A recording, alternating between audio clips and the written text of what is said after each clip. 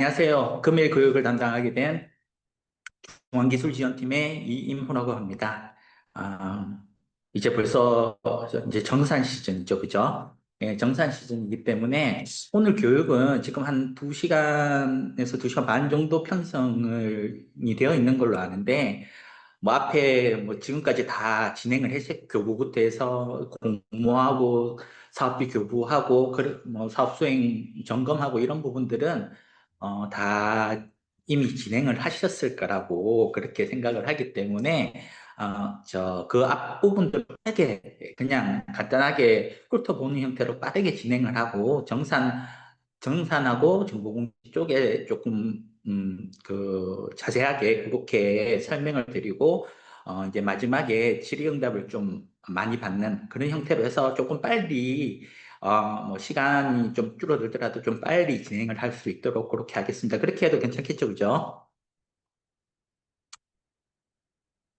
예, 그럼 그 시스템 교육을 시작하도록 하겠습니다. 먼저 목록인데요. 뭐 소개에서부터 보조사업 선정, 교부관리, 사업 수행관리 이런 부분들은 지금까지 여기 선생님들께서 다 진행해 주셨을 거라고 생각을 하기 때문에 이렇게 한번 내용을 한번 보시면 될 것 같고요. 목차 그리고 저희가 이제 오늘 중점적으로 제가 설명드릴 거는 정산민 실적하고 그리고 정보공시 요 두 부분에 대해서 조금 더 좀 자세하게 설명을 드릴 수 있도록 하겠습니다. 먼저 교육청 보탬이 소개인데요. 뭐 해당 화면은 예전에 2024년 이전에 그냥 오프라인으로 해서 그리고 문서로 해서 이렇게 처리하던 거를 2024년부터 이제 교육청 보탬이 시스템으로 오픈을 하고 교육청 보탬이 시스템으로 관리하게 되었다라는 부분을 설명하는 거고요. 그래서 한번 화면을 봐주시면 될 것 같아요. 그리고 전체 업무 흐름은 이제 보조사업 등록, 여기 계시는 그 교육청 선생님들께서 사업 담당자가 지원계획 등록하고 보조사업 등록하고 이렇게 하면 공모 신청 받아서 이제 사업자 선정을 하고 그리고 사업비 교부를 한 다음에 뭐 수행 검토를 한다든가 이런 걸 통해서 최종적으로 이제 사업 기간이 종료되고 집행이 마감이 되면 이제 최종 정산하고 정보 공시까지 진행을 하는 그런 형태로 되어 있습니다. 그리고 저희 유형별 처리 절차를 보면요. 그 선정 방식에 따른 공무형 사업과 지정형 사업, 자체 공무형 사업 이 세 가지로 되어 있고, 교우 방식은 예치형 사업과 비예치형 사업으로 되어 있는데, 여기서 뭐, 유념하셔야 될 거는, 저희 시스템에서는, 그 선정 방식에 따라 세 가지로 나뉘지만, 저희 시스템에서는 공무형 사업과 지정 및 자체 공무형 사업, 이렇게 두 가지로 형태로 업무가 진행이 된다라고 생각을 하시면 되고요. 그리고 예치형 사업과 비예치형 사업이 이제 결정적으로 다른 거는 사업비 교부를 할 때 예치형 사업은 예치 계좌로 교부를 하고 비예치형 사업은 자분한 계좌로 사업비를 교부를 한다. 이렇게 알고 계시면 될 것 같습니다. 그리고 뭐 담당자 권한인데요. 담당자 권한은 여기 교육 자료를 잘 보시고 그냥 한 번씩 읽어보시면 될 것 같아요. 뭐 통상 교육청에서는 지방보조사업 총괄관리자 한 명 정도 있으실 테고 나머지는 다 지방보조사업 담당자 권한을 가지고 그렇게 사업을 수행을 하실 텐데 요 권한은 한 번씩 읽어보시면 될 것 같습니다. 요거는 민간사업 담당자들의 이제 권한이고요. 요것도 한번 읽어보시면 될 것 같습니다. 이제 우선 그 이 시스템을 사용하기 위해서는 제일 먼저 보조사업을 그 시스템에 등록을 하고 그 보조사업을 공모를 할 것인지 지정비 자체 공모를 할 것인지 이렇게 등록한 다음에 이제 사업비 그 수행할 사업에 대해서 사업자를 선정을 하고 사업비 교부를 하고 이렇게 진행을 하잖아요. 그 제일 먼저 시작해야 될 게 이 보조사업 선정 부분입니다. 그래서 간략하게 보면 이제 보조금 지원 계획을 그 사업 담당자분께서 등록을 하시게 되면 이제 저희 포털에서 지원 계획 저희 민간 보조 사업자분들이 저희 포털에서 이 계획을 이제 조회를 하실 수가 있게 되고 그리고 뭐 보조 사업 등록하고 공모 등록하면 이제 공모 신청해서 최종적으로 그러니까 공모 해당 사업을 수행할 민간 보조 사업자를 선정을 하고 그리고 이제 수행 사업 정보를 승인을 통해서 최종적으로 완료를 합니다. 먼저 보조금 지원 계획 등록하는 화면인데요. 여기 보조금 지원 계획이라는 그 메뉴에서 등록 버튼을 눌러서 지원 계획을 등록을 해주시면 됩니다. 이 해당 부분은 이제 보조금 뒤에 계속해서 뭐 공모 보조사업 등록을 하고 이런 부분에 그 데이터를 주고받고 연결을 하는 부분이 아니기 때문에 요거는 여기에 등록을 하면 포털에 그 보여진다, 조회가 된다, 이 정도로 생각을 해주시면 될 것 같습니다. 그래도 그 뭐 뒤에 정보가 계속해서 연계는 안 되지만 그 보조금 지원 계획을 반드시 정확하게 입력을 해주셔야 민간 보조 사업자들이 아 내가 이제 앞으로 준비해야 될 거라든가 내가 이 사업을 이제 그 수행하는데 지원을 하기 위해서 뭐 준비해야 될 것이라든가 이런 것들을 미리 확인을 할 수 있잖아요. 그렇기 때문에 보조금 지원 계획 같은 거는 해당 메뉴에서 정확하게 정보 입력을 해주시면 좋을 것 같습니다. 그렇게 해서 보조금 지원 계획 등록을 하면 아까 말씀드린 것처럼 저희 포털에서 여기 보조금 지원 계획에서 이렇게 조회가 된다라고 생각을 해주시면 될 것 같습니다. 그리고 다음 보조사업 관리에서 이제 보조사업을 등록을 하게 되는데요. 이제 보조사업 관리에서 해당 그 등록 버튼을 눌러서 그 이제 관리를 할 시스템에서 관리할 보조사업을 이제 등록을 하게 됩니다. 등록 버튼을 눌러서 진행을 하게 되는데 여기 한 번씩 예산사업 가져오기를 버튼을 눌렀는데 아무 변동이 없어요. 이렇게 말씀을 하시는 분들이 한 번씩 있더라고요. 예산사업 가져오기 버튼을 클릭을 하게 되면 여기서 뭐 그 예산사업 정보가 이렇게 조회되거나 그런 건 아니고요. 예산사업 정보를 가져오기를 하게 되면 에듀파인으로부터 그 에듀파인에 등록된 그 지방보조금 관련된 원가 통계 비목이 있거든요.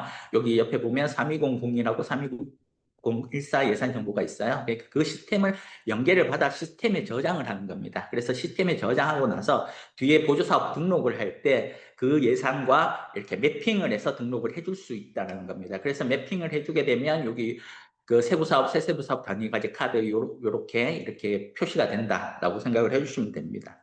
그래서 다음 그 보조사업 등록 화면으로 가보시면 이렇게 요 위쪽에 보면 예산 사업이라고 있잖아요. 여기서 그 돋보기 버튼을 눌러서 조회를 해보시면 그 예산 사업 가져오기를 했을 때 그 가져온 예산들이 조회가 돼서 매핑을 시킬 수 있다라고 생각을 해주시면 될 것 같습니다.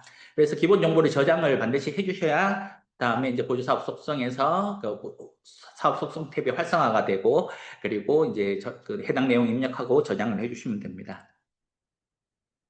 그리고 이제 여기 보조사업 관리에서 이제 최근에 그 최근은 아닙니다만 한 수개월 전인데 이제 기존 담당자 전임자가 있는데 그 전임자가 같은 소속 부서였으면 이제 해당 사업을 조회를 해가지고 그 담당자 변경 보조사업 관리에서 담당자 변경을 해서 진행을 할 수가 있었는데 그 전임자가 같은 소속이 아니라 이제 다른 소속일 경우에는 그 사업 자체가 이제 조회가 안 되니까 보조사업 관리 들어가 가지고 그 담당자 변경을 해줄 수가 없었 상황이 있었거든요.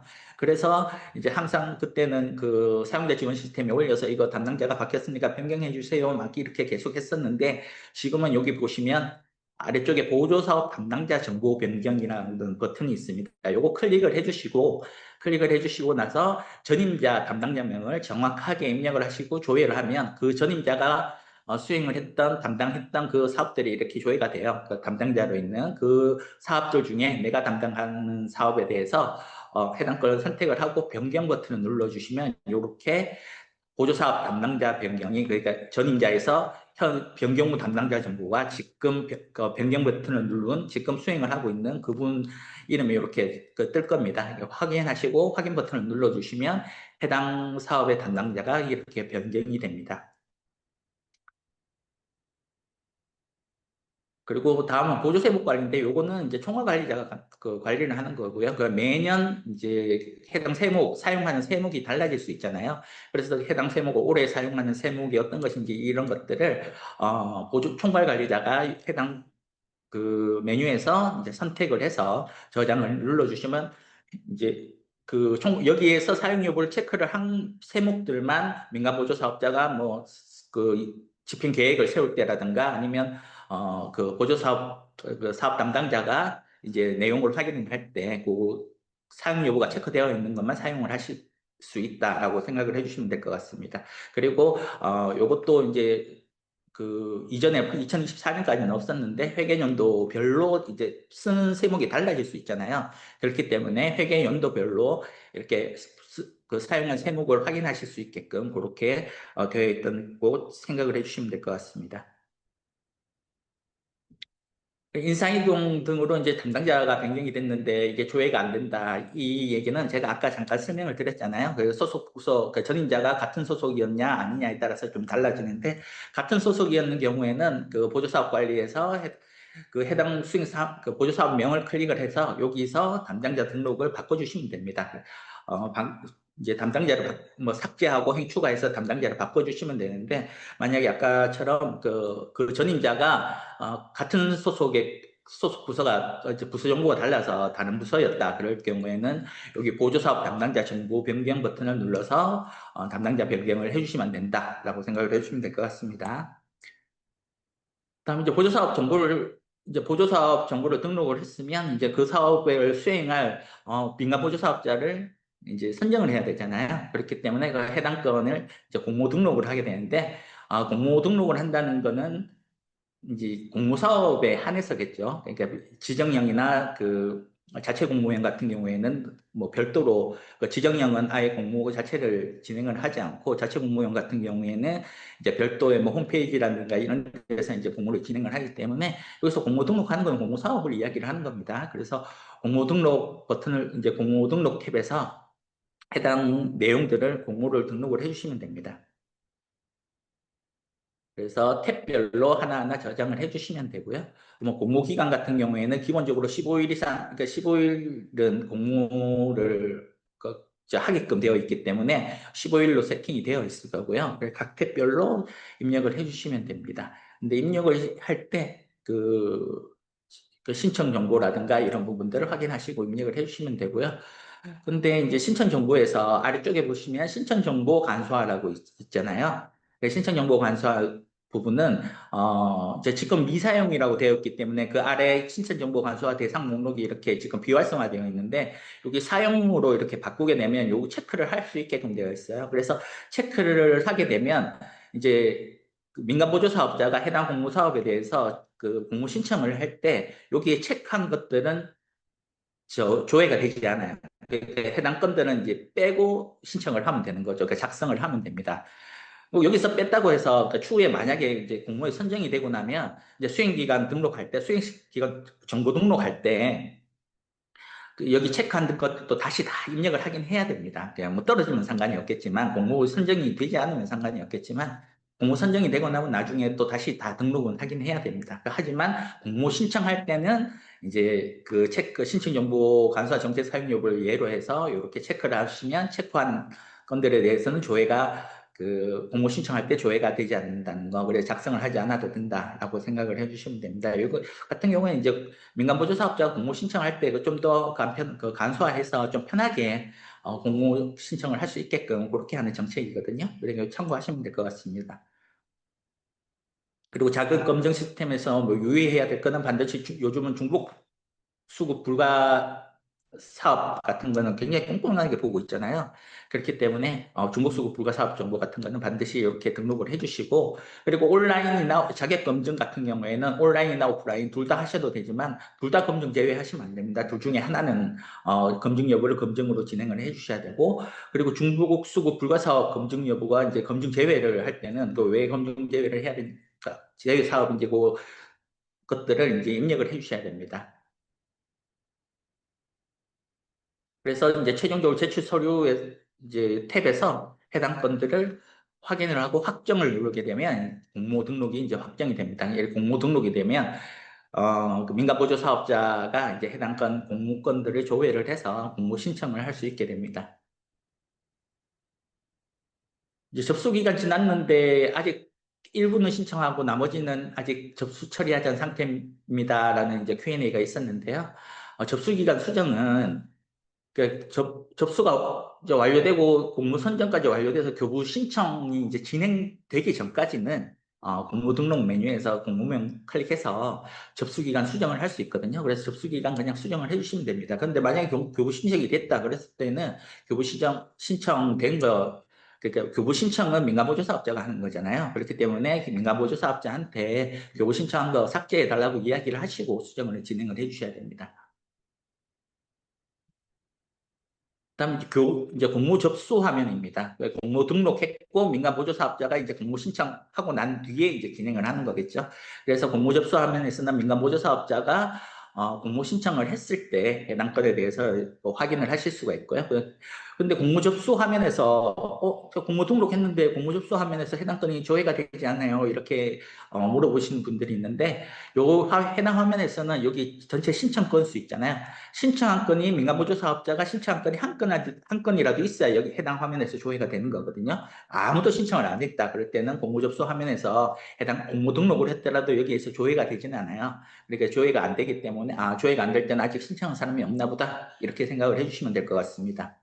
그렇게 해서 이, 이 공모명을 클릭을 해주게 되면 이렇게 이제 공모를 한 건들이 이렇게 조회가 되거든요. 이게 지금은 하나밖에 없겠지만 공모 신청한 건들이 뭐 여러 개 있을 수 있잖아요. 그러면 그 신청 사업명을 하나하나 클릭을 해서 여기 이제 팝업창이 뜨면 공모 등록, 그러니까 신청한 건들에 대해 내용을 하나하나 확인을 하시고, 그리고 마지막에 요 마지막 탭에 보면 수행 배제 여부라고 있거든요. 이제 이게 수행 배제 등록이 된 적이 있는지 이런 부분들을 확인할 수 있고, 그렇게 이제 확인을 하신 다음에 접수 결과를 진행을 해주시면 됩니다. 그래서 이제 접수 결과를 등록을 하고 저장을 해주시게 되면 이제 접수 결과 저장하고 저장을 하는 순간 그 SNS로 이제 민간 보조 사업자한테 접수되었습니다. 해당 공모 신청건이 접수되었습니다 하고 그렇게 이제 문자 발송이 되거든요. 그래서 뭐 잠깐 뭐 뒤에 설명을 드리겠지만 이제 문자 발송되는 거는 저희가 이제 저희 시스템에서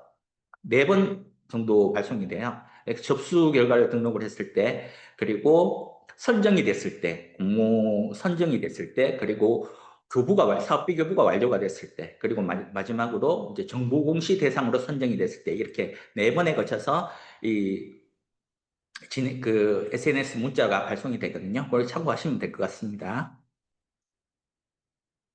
다음은 이제 그 Q&A인데요. 중간중간에 이제 Q&A가 그 관련 그 메뉴에 따른 Q&A가 들어가 있으니까, 그렇게 이제 참고해서 보시면 될 것 같고요. 그 공모 등록권이 있는데 공모 접수 메뉴에서 해당 공모사업이 조회되지 않는다라는 부분, 아까 제가 설명을 드렸잖아요. 그러니까 신청권이 하나도 없으면 조회가 안 된다. 이렇게 신청권이 하나도 없으면 조회가 되지 않는다라고 생각을 해주시면 될 것 같습니다. 다음 선정 심사하는 부분은 이제 그 심사 요청을 했겠죠, 그죠? 심사 요청 여기 지금 앞에 그 이전 화면에서 이제 심사 요청을 하게 되는데 심사 요청을 하게 되면 여기 선정 심사 화면에서 해당 건 선택해서 이제 심사를 해주시면 됩니다.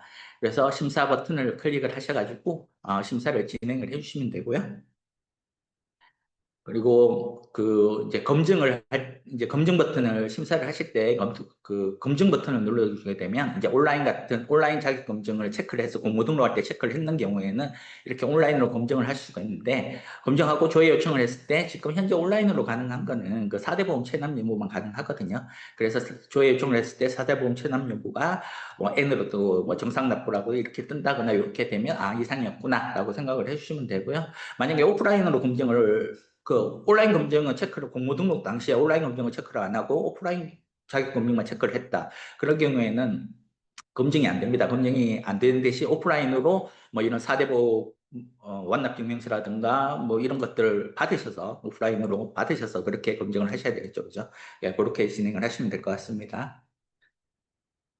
그리고 이제 뭐 중복 수급, 아까 공모등록상에 공모등록에 중복 수급 대상 그 사업에 등록된 게 있으면 해당 건 확인을 하고 이게 적합한지 안 한지 이런 부분들을 이제 최종적으로 심사 결과를 등록한 다음에 저장 버튼을 눌러주시면 심사가 완료가 됩니다.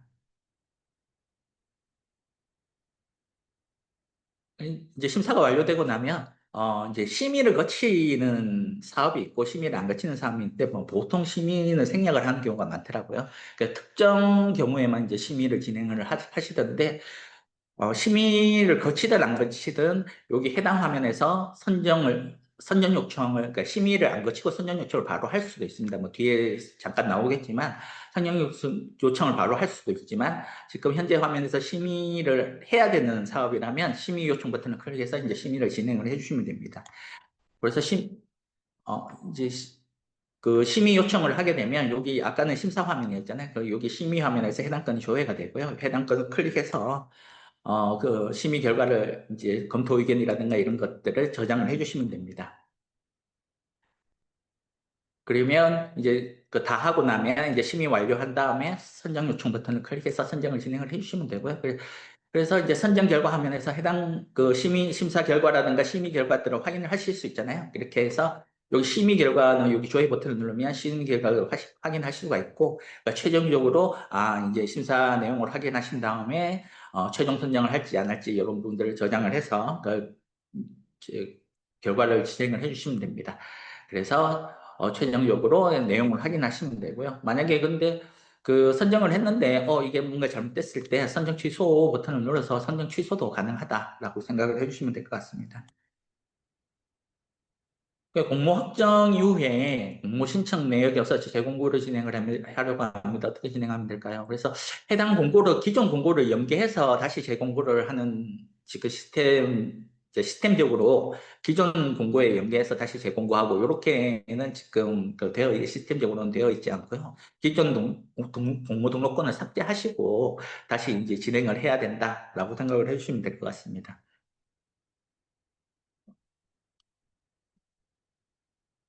기존 이제 공모 등록이 되어 있으니까 그걸 삭제를 하려면 확정이 되어 있다면 그 확정 취소를 해줘야 되겠죠. 그렇죠? 확정 취소를 해준 다음에 삭제를 해야 된다라고 하시면 될 것 같습니다.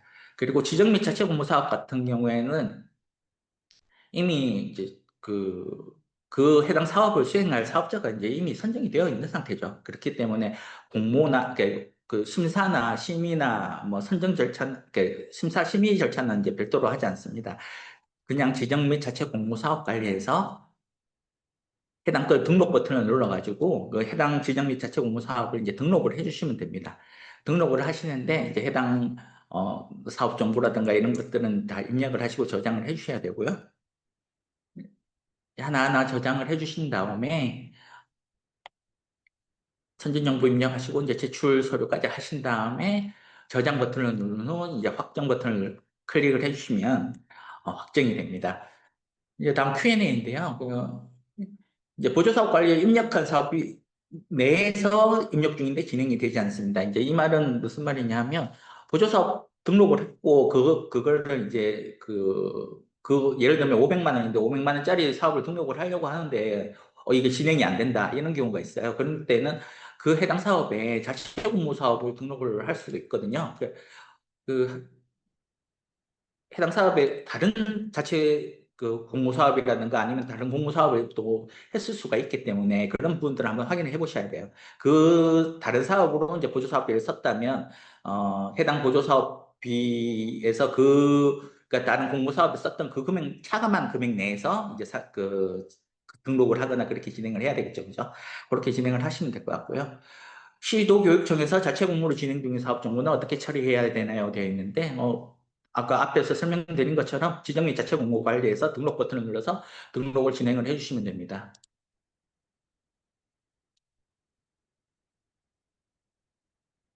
어, 잠깐만요. 지금 그 심의 내용에 대해서 지금 질의를 주시는데 지금 이제 그 교육 과정에 제가 내용을 확인하고 또 답변 드리고 하면 이게 너무 길어지기 때문에 요 부분은 이제 교육이 다 끝나고 나서 제가 한 번 더 확인을 하고 제가 바로 드릴 수 있는 답변이면 그 말씀을 드리고 아니면 여기 이제 사업단이나 아니면 캐리스를 통해서 그렇게 답변을 드릴 수 있도록 하겠습니다. 그 양해 좀 부탁드릴게요.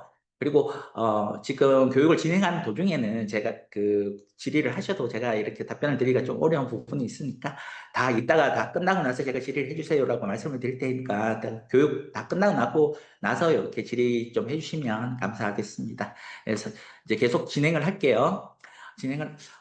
그래서 그 자체 공모 진행 사업 정보 같은 경우에는 아까 말씀드렸던 것처럼 지정 및 자체 공모 사업 관리에서 해당 사업 등록을 해서 사업자를 등록을 한 다음에 진행을 해주시면 됩니다.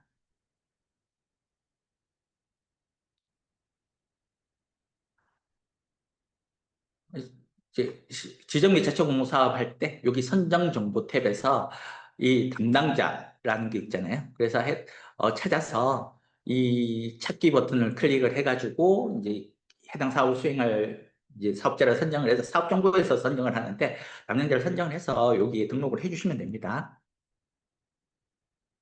그리고 이제 다 등록을 해서 해당 사업을 수행할 그 사업자를 이제 선정까지 했어요. 선정까지 했으면 이제 여기서 끝나는 게 아니라 그 예전에는 뭐 선정을 했으면 그 공모 사업 끝나고 선정 공모를 수행할 기관이 선정이 됐으면 그다음에 막 협약하고 이렇게 진행을 하셨잖아요. 예, 그 과정 대신에 저희 시스템에서는 수행사업 정보관리라고 해서 이제 그 사업비를 받을 뭐 자부담 계좌라든가 이런 정보들을 다 입력을 하게끔 그렇게 되어 있습니다. 그래서 수행사업 정보관리에서 그 보조사업자가 민간 보조사업자가 수행사업 정보를 등록을 하게 되면 해당 화면에서 해당 건을 조회하고 이제 접수한 다음에 확정 처리를 하게 되면 이제 보조사업 선정이 완료가 되거든요. 그렇게 진행이 된다고 생각해 주시면 됩니다. 그래서 해당 내용을 확인을 하신 다음에 제일 중요한 거는 자부담 계좌 정보가 이렇게 조회가 되실 거예요. 해당 사업자 등록증 사본이라든가 이런 부분들을 확인하셔서 이제 진행을 해주시면 될 것 같습니다. 그래서 이제 공모사업 현행 조회 화면으로 가보시면 이제 현재 지금 진행되고 있는 보도 수행 사업, 공모사업 현황을 확인하실 수가 있습니다. 그리고 공모사업이라고 되어 있는데 이제 지정 및 자체 공모사업 다 여기서 조회가 가능합니다. 그래서 그 지정 및 자체 공모사업 같은 경우에 사업 구분의 지정이라고 되어 있고 공모사업 이제 시스템을 통해서 공모를 했는 공모사업 같은 경우에는 공모라고 이렇게 표시가 된다는 거 참고하시면 될 것 같습니다. 다음 Q&A인데요. 이제 여러 단체가 참여하는 사업의 경우 선정 관련된 단체가 교부를 빠르게 원하는데 미리 교부하는 방법은 무엇인가요? 이렇게 되어 있는데, 그러니까 미리 교부할 수 있는 방법은 없습니다. 그죠? 그러니까 뭐, 이전에 작년인가요? 이전에는, 그러면은 그분 거는 뭐 별도로 빼서 지정 및 자체 사업으로 등록을 해서 그분 거만 먼저 줘. 뭐 그런 이야기를 하시는 분들이 있던데, 그렇게 하면 그게 같은 사업인데 쪼개는 거잖아요. 같은 사업을 이렇게 나눠서 처리하는 거니까 그건 나중에 문제될 수 있을 소지도 있으니까 그러니까 그렇게 절대 진행을 하시면 안 되고 반드시 해당 사업이 이제 다 선정 완료 다 되고 난 다음에 같이 교부를 진행을 해 주셔야 된다라고 생각을 해주시면 될 것 같습니다. 그리고 선정 취소 방법인데요. 선정 취소는 마찬가지로 역순으로 이제 취소를 하면 됩니다. 만약에 수행사업 정보 등록까지 했고 교육청에서 확정까지 했으면 확정 취소하고 난 다음에 민간보조 사업자가 해당 건 작성한 건 삭제를 해주시고 삭제해 주신 다음에 이제 그 선정 취소를 해주면 되는 거거든요. 그렇게 진행을 한다고 생각을 해주시면 됩니다. 여기서 이제 확정 취소를 하는 겁니다. 그냥 확정 취소를 하고 진행을 해주시면 됩니다. 이렇게 하면 이제 그 보조사업 선정까지 완벽하게 다 정리가 된 거고요. 그 다음에 이제 교구 관리에서 보조사업 선정이 됐으니까 민간 보조사업자가 이제 사업을 수행할 수 있게 사업비를 교부를 해줘야 되잖아요. 그래서 이제 사업비를 교부를 해준다고 생각을 하시면 되고요. 이제 요 업무 흐름들은 뭐 넘어가겠습니다. 그래서 이제 교부 조건 관리에 아까 그 법제도 교육 들어보셨겠지만 법제도 교육에 이렇게 해서 이렇게 미리 교부 조건으로 교부 조건으로 이제 등록되지 않은 그런 건들에 대해서는 추후에 소급해서 교부 조건을 변경한다거나 이렇게 하는 게 이제 힘들다고 그렇게 이야기를 하시잖아요. 그죠? 그렇기 때문에 사업비를 교부하기 전에 반드시 교부 조건 관리해서 해당 사업에 어떤 특수 사항이 있고 이런 경우에 여기 교부 조건 관리해서 해당 건에 대해서 이제 등록을 하신 다음에 교부를 진행을 하실 때 요 해당 교부 조건을 이제 같이 첨부를 해서 교부를 진행을 해주셔야 됩니다. 그리고 이제 교부 신청을 이제 민간 보조사업자가 제일 먼저 교부 신청을 하겠죠. 그죠? 교부 신청을 하게 되면 여기 교부 신청 접수라 메뉴에서 이제 해당 건을 접수해서 이제 교부 결정을 진행을 하게 되는데요. 해당 건 같은 경우에는 이제 수행 사업 명이나 이제 접수 버튼을 클릭을 해서 진행을 해주시면 됩니다. 그러면 이렇게 이제 교부 신청한 민간 보조 사업자가 신청한 얼마를 신청을 했는지 이런 내용들을 확인을 하실 수가 있고요. 그런데 한 가지 여기서도 좀 그 말씀드려야 되는 부분은 여기 첨부 파일 목록에 이제 그 자부담금이 있는 사업 같은 경우에는 첨부 파일 목록에 여기 자부담 입금 내역을 반드시 그러니까 교부 신청할 때 자부담 입금 내역을 여기 첨부 파일에 뭐 입금 확인증이라든가 뭐 그 거래 내역 확인서라든가 이런 부분들을 첨부를 해서 교부 신청하라고 하는 게 좋겠죠. 그죠? 왜냐하면 그 관련 규정에 자부담금이 있는 사업 같은 경우에는 반드시 자부담금이 입금된 걸 확인하고 교부를 하게끔 되어 있잖아요. 그렇기 때문에 이제 첨부 파일 그 교부 신청할 때 첨부 파일에 반드시 자부담 입금 내역을 추가를 해서 교부 신청하라고 안내를 해주시면 그러면 좀 일이 그 여기 교육청 선생님께서 일을 하시는데 좀 더 편하게 일을 하실 수 있을 것 같습니다. 그래서 최종적으로 이제 접수를 할 것인지 반려를 할 것인지 신청 정보를 내용한 다음에 저장을 해주시면 되고요. 그리고 반려를 할 때는 이제 반려 사유를 반드시 입력을 해주셔야 됩니다.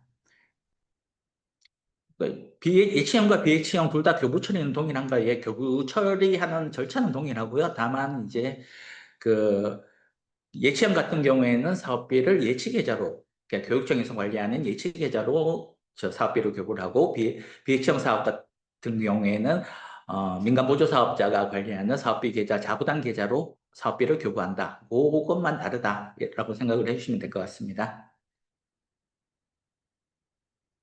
그래서 해당 이제 교부 결정 관리에서 이제 최종적으로 교부 결정을 해줘야 되거든요. 해당 거에서 이제 교부 결정을 진행을 해주셔야 되고요. 해당 수행 사업명 클릭을 해서 해당 화면에서 이제 내용을 확인을 하고 다음 페이지에서 최종적으로 얼마를 교부를 하고 이렇게 저장을 하신 다음에 에듀파인 전송을 눌러주시면 이제 에듀파인으로 이제 그 교부 결정 관리, 에듀파인의 교부 결정 관리 로 이제 데이터가 넘어가게 됩니다. 그래서 지금 현재 상태에서는 저장 상태에서 저장만 활성화가 되어 있잖아요. 그래서 저장만 활성화가 되어 있지만 저장 버튼을 눌러주게 되면 에드파인 전송 버튼이 활성화가 되고 에드파인 전송 버튼을 눌러주고 나서 이제 에드파인의 그 무결점 관리 화면에서 그 해당 건들을 이제 접수하는 개념이라고 생각하시면 돼요. 그 해당 건들을 결제를 하게 되면, 이제 결제 완료를 하게 되면, 여기 교부 통보 버튼이 활성화가 될 거예요. 그러면 교부 통보를 해줄 수 있고, 그러면 민간 보조 사업자가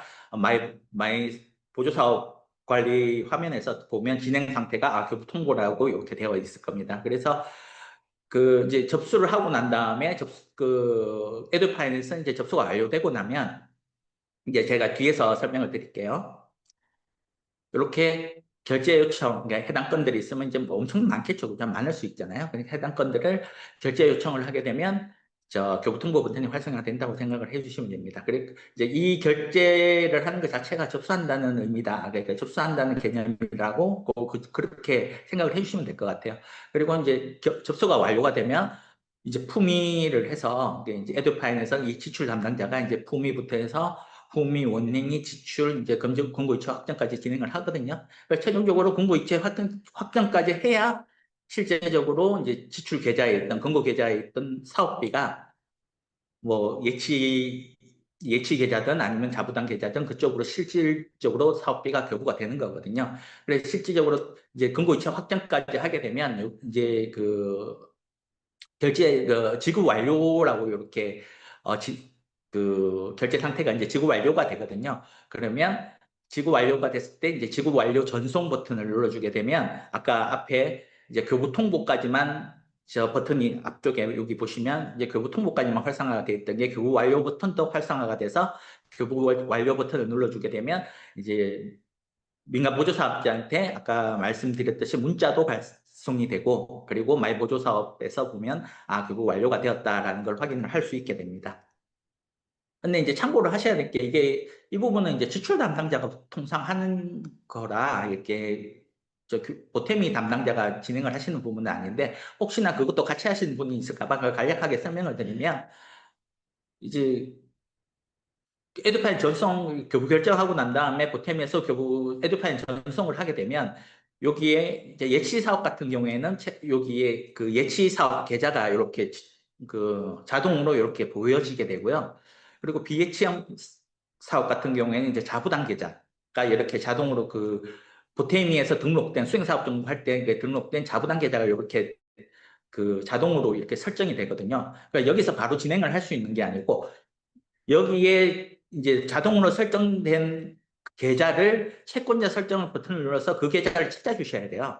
찾아주셔서 그 이제 해당 건과 동일한 계좌를 선택을 하셔서 이제 진행을 해주셔야 됩니다. 왜냐하면 에듀파인에 있는 어떤 계좌 정보라든가 이런 것과 그 교육청 보탬에 있는 입력한 계좌 정보는 이게 이제 연계가 되는 부분이 아니잖아요. 그러니까 별도의 시스템이기 때문에. 그래서 에듀파인에 입력한, 보탬에 입력한 정보를 에듀파인에도 반드시 그 정보가 있어야만, 사업비 교부를 해줄 수 있다라고 생각을 해주시면 될 것 같습니다. 이제 교복 일정관리에서 예치유형 변경 가능하시고요. 그러니까 예치유형 변경 가능한데 이제 공모 등록하고 할 때 예치형 비예치형 그걸 선택 불가로 설정했을 경우에는 이제 비예치형으로 변경할 수는 없습니다. 그리고 민간 보조사업자 자부담 계좌로 직접 교부 가능한가요? 이렇게 질의 주신 분이 있는데 이거는 뭐 비예치형 같은 경우에는 당연히 당연히 직접 자부담 계좌로 직접 교부를 하는 거고요. 예치형 계좌는 뭐 자부담 계좌로 직접 교부는 불가능합니다. 그리고 지급 완료까지 되어 있으나 교육청부터 및 교부결정 목록에서 교부결정 통보로 되어 있습니다. 요거는 아까 말씀드렸다시피 최종적으로 공고 이차 확정해서 사업비 교부해서 지급 완료를 하고 난 다음에 그 에듀파인의 지출 담당자가 지급 완료 전송 버튼을 눌러 주셔야 그 보탬에서 이제 교부 완료 버튼이 활성화된다고 그랬잖아요. 그래서 교부 완료 버튼을 교부 완료 버튼을 클릭을 해주셔야 이제 교부 완료 상태로 변경이, 그 보탬 시스템에서는 교부 완료 상태가 된다고 생각을 해주시면 됩니다. 그리고 에듀파인 전송 이후 교부 결정 정보 수정이 필요한 사람이다. 어떻게 진행할까요? 뭐, 이 부분은 그 교부 결정 정보가 그 수정이 필요할 때는 그 이미 에듀파인에서 그 결제 과정이 돌고 있으면 안 되겠죠, 당연히. 그러면은 역순을 다 그 에듀파인의 지출 담당자가 역순을 다 취소하고 접수할 때 결제 탔는 것까지 다 취소를 해주셔야 돼요. 그러니까 취소를 해주시면 이제 다시 수정해서 재전송이 가능하거든요. 그래서, 에듀파인에서 뭔가 절차가 진행이 됐으면 불가능, 그 수정이 안 되기 때문에 에듀파인에서 뭔가 절차가 진행된 건이 있으면 그것들을 다 취소를 해주셔야 수정이 가능하다. 그 보탬위에서 교부 결정 정보 수정이 가능하다. 그렇게 생각해 주시면 됩니다. 여기서 이제 결제 취소 요청을 누른다 이렇게 생각을 해주시면 되고요. 교부은행 나눠서 당연히 나눠서 진행할 수 있는 건 뭐 다들 아실 테니까 넘어가겠습니다. 그리고 간편 결제 요청은 이제 그 보조사업 교부 결정한 건들이 엄청나게 많을 거잖아요. 그거를 한꺼번에 한꺼번에 결제를 탈 수 있다는 겁니다. 후미는 한꺼번에 안 돼요. 후미가 한꺼번에 된다는 게 아니라 접수할 때 결제를 한번 한다고 했잖아요. 에듀파인에서. 그때 한꺼번에 일괄로 결제가 가능하다라고 생각을 해주시면 됩니다. 교부 결정 결제 완료 상태에서 취소 가능합니다. 그래서 취소 가능, 아까 말씀드렸다시피 에듀파인에서 역순으로 쭉 취소를 해주시면 됩니다. 그리고 하나의 자체 공모사항인데 그 부품이 따로 해야, 제가 아까 말씀드렸듯이 처음에 접수할 때 결제만 한꺼번에 간편 결제 신청 통해서 결제가 가능하지만, 이제 이렇게 여러 단체가 참여하는 경우, 혹은 각각의 뭐 사업 같은 경우는 다 그 부품에는 따로 해야 됩니다. 아까 요 밑에 내용은 아까 설명드렸듯이 뭐 미리 빨리 교부를 원하면 사람이 있는데 미리 교부할 수 있는 방법이 있나요? 근데 이거는 안 된다고 제가 말씀을 드렸던 것 같아요. 그리고 이제 그 교부 결정만 한 상태에서 뭐 에듀파인 전송해서 뭐 결제를 받고 품위하고 운행하고 이런 절차가 진행되지 않은 상태에서는 교부 결정 취소 관리에서 이제 취소 처리를 해줄 수 있다라고 생각을 해주시면 될 것 같습니다. 해당 내용 확인을 하신 다음에 교부 결정 취소 정보를 입력을 하시고 취소 부분 뭐 오입금이라든가 여러 가지 이제 사유가 있잖아요. 해당 건을 선택하신 다음에 저장 버튼을 눌러주시면 됩니다.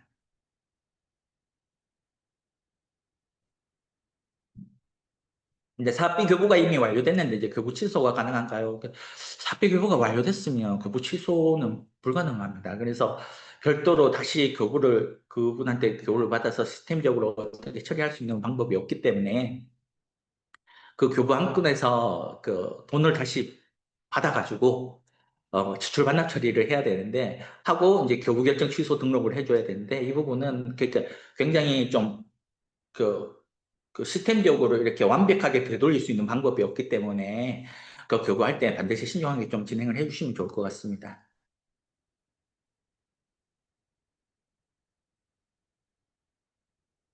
그래서 이제 사업비 교부가 모두 완료되었는데 교부 취소해야 할 때 같은 경우에는 예치형, 비예치형, 이렇게 이런 일이 안 일어나게끔 하는 게 제일 중요하지만, 그런데 만약에 일어났다면, 그 예치형 사업 같은 경우에는 이제 예치 계좌로 사업비 교부를 하기 때문에 지출 담당자가 이 예치 계좌에 있는 돈을 다시 그, 그 사업비 계좌로, 지출 계좌로 이렇게 에듀파인 지출, 원래 교부를 진행을 했던 그 지출 계좌로 지출 반납 처리를 하고요. 비예치형 사업 같은 경우에는 이제 자부담 계좌의 사업비가 있기 때문에 예치 계좌로 반납을 바로 받거나 아니면 별도의 계좌로 반납받은 후에 이제 지출 담당자가 또 지출 반납 처리를 하고 그렇게 진행을 한다고 생각을 하시면 될 것 같습니다. 그리고 진행한 다음에 이제 교부 결정 취소하면서 그냥 교부 취소 정보는 등록을 해야 되기 때문에 그냥 교부 결정 취소 등록을 해주시면 될 것 같습니다.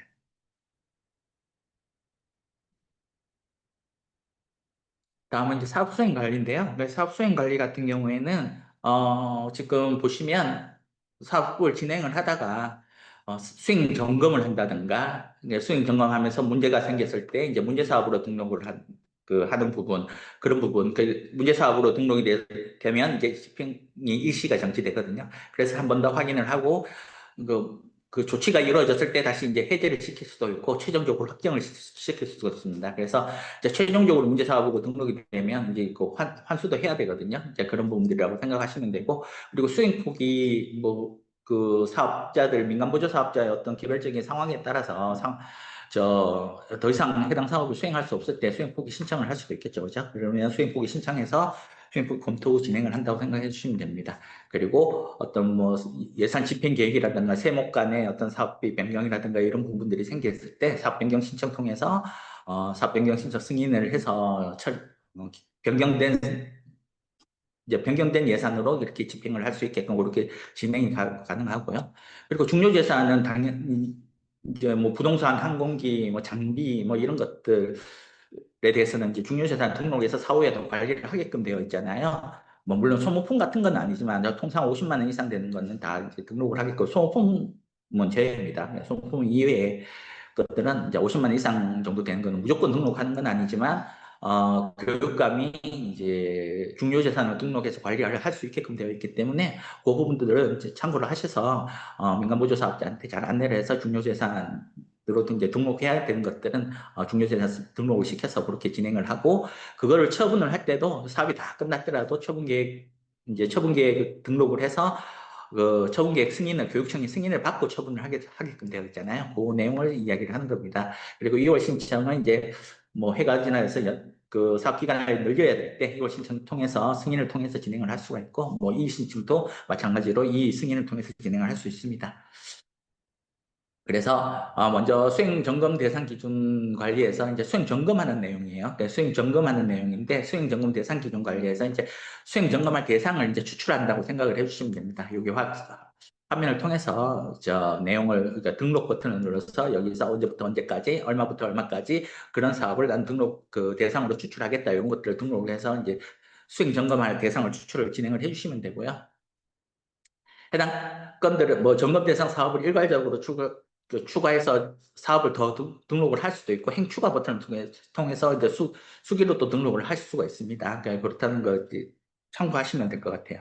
그래서 수행 점검은 언제부터 가능하냐 돼 있는데 이건 선정 완료된 시점부터 그러니까 사업이 끝나고 나서도 수행 점검은 가능하거든요. 그래서 교육청 여기 계시는 선생님들께서 판단하셔서 뭐 교부 1차 신청하고 2차 할 때 뭐 한번 수행 점검을 한다든지 그러니까 그런 부분들은 여기 교육청 선생님들께서 판단하셔서 진행을 해주시면 될 것 같습니다.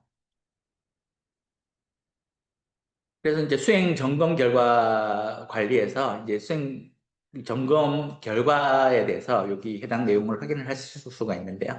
여기서 해당 건을 선택을 하셔서 해당 뭐 수행 점검에 대해서 이제 하나하나 그 점검을 한 거에 대해서 점검 결과를 등록을 하실 수가 있습니다.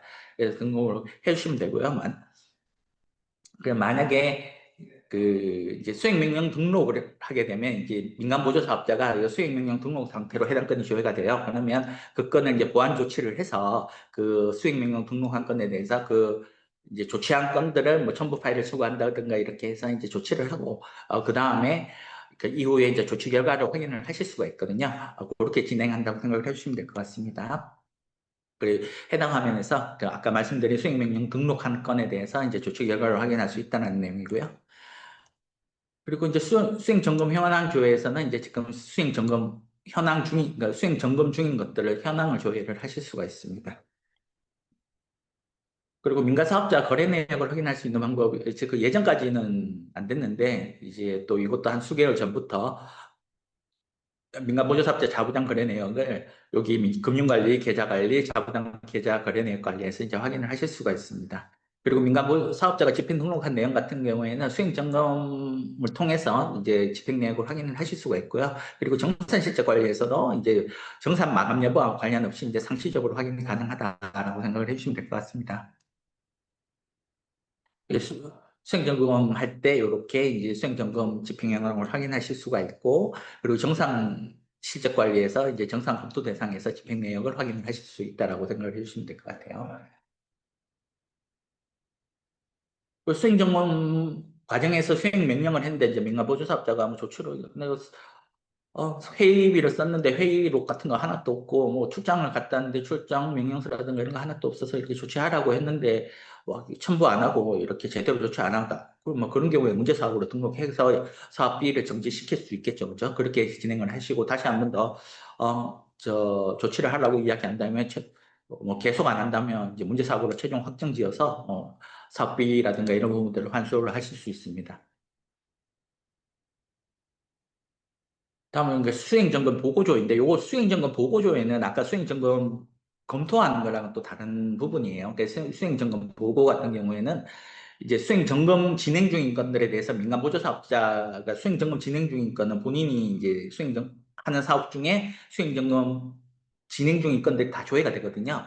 여기서 이제 수행 점검 보고를 다 진행을 해야 됩니다. 그래서 이제 하게 되면 이 이제 수행 점검 보고 조회에서 해당 내용을 확인을 하고 그 여기 환부창 보시면 이제 수행 점검 보고 등록한 것들, 민간 보조 사업자가 등록한 것들이 이렇게 조회가 되는 거예요. 그래서 뭐 사업비리를 잘 진행했는지, 지금 적절하게 진행하고 있는지 이런 거 체크해서 그 민간 보조 사업자가 제출을 하는 거거든요. 그래서 그 내용을 확인하실 수가 있다라고 생각을 해주시면 될 것 같습니다.